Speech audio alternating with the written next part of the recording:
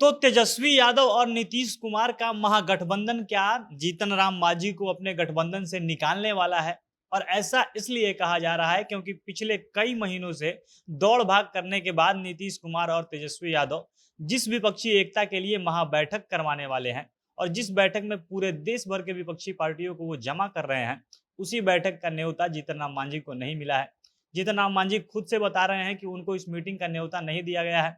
अब जब उनसे पत्रकारों ने 23 जून को होने वाले इस विपक्षी एकता के महाबैठक के बारे में पूछा, तो जीतन राम मांझी का जवाब था कि हमें तो इसके बारे में न्योता ही नहीं मिला है, हमको इसके बारे में कुछ पता ही नहीं है।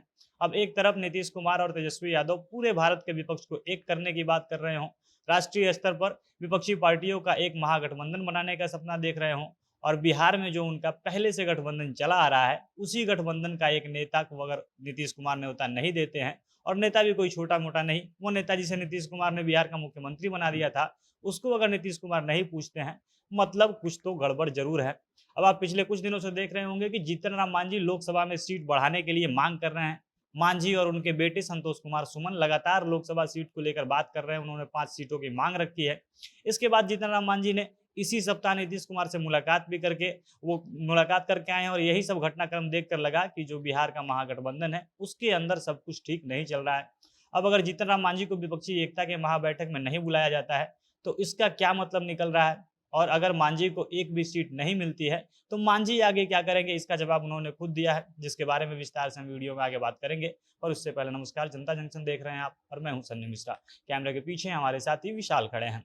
जीतन राम मांझी की पार्टी हिंदुस्तानी अवाम मोर्चा यानी हम पिछले कुछ दिनों से बिहार की राजनीति में एकदम हलचल बढ़ाए हुए है। जब से जून का महीना शुरू हुआ है और विपक्षी एकता का महाबैठक जो पहले 12 जून को होने वाला था, उसका जब समय नजदीक आने लगा, तो जीतन राम मांझी के पार्टी की तरफ से बयानबाजी तेज हो गई। एकदम से मांझी की पार्टी 2024 के चुनाव की तैयारियों में जुट गई और उनके तरफ से लोकसभा की सीटों का मांग किया जाने लगा। अभी बिहार में जो महागठबंधन है, जिसमें 7 अलग अलग पार्टियां हैं, इसमें से एक मांझी की भी पार्टी है, और बाकी अन्य 6 पार्टियों से पहले मांझी की पार्टी ने अपने लोकसभा सीटों का मांग रख दिया। उनकी तरफ से 5 सीटें मांगी गई। बिहार में 40 लोकसभा की सीटें हैं, जिसमें से 5 सीट अकेले जीतन राम मांझी इस बार मांग रहे हैं। और इसी के बाद से चर्चा होनी शुरू हुई कि क्या जीतन राम मांझी नीतीश कुमार को डरा रहे हैं, उनको चेतावनी दे रहे हैं कि अगर महागठबंधन ने उनकी शर्तों को नहीं माना, तो वो लोकसभा चुनाव से पहले महागठबंधन का दामन छोड़कर भाजपा का दामन थाम लेंगे और एनडीए में शामिल हो जाएंगे। इन अटकलों के बीच जीतन राम मांझी नीतीश कुमार से मुलाकात भी करते हैं। उसको लेकर भी चर्चा हो रही थी कि शायद सीटों को लेकर ही, अपनी शर्तों को मनवाने को लेकर ही वो मुख्यमंत्री से मिले हैं, लेकिन मांझी ने इसको शिष्टाचार मुलाकात बताया।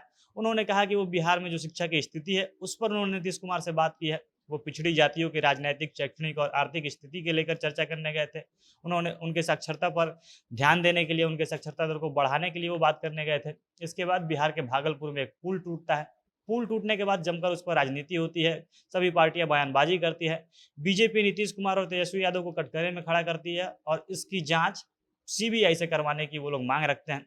नीतीश तेजस्वी सीबीआई के बजाय दूसरी जांच कमेटी के पक्ष में है, लेकिन जीतन राम मांझी महागठबंधन में शामिल रहने के बावजूद भी कह रहे हैं कि इस हादसे की जांच सीबीआई से करवाई जाए।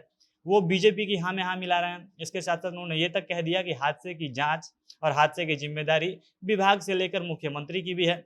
और अपने गठबंधन के विपक्ष में बयान देने के बाद अब जीतन राम मांझी एक नए बयान से उन्होंने बिहार की राजनीतिक हलचल को और तेज कर दिया है। जीतन राम मांझी ने खुद ही बताया है कि उनके जो विपक्षी एकता की जो मीटिंग हो रही है, उनका जो महागठबंधन ये मीटिंग करवा रहा है, उसमें उनको नहीं बुलाया जा रहा है।